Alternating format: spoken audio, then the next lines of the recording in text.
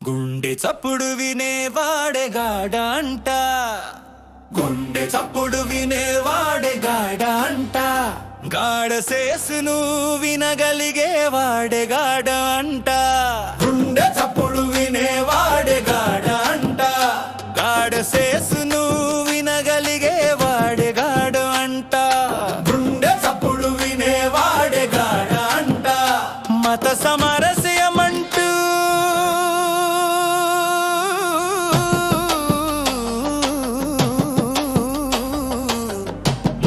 మతాల మధ్య మంటలు పెడుతూ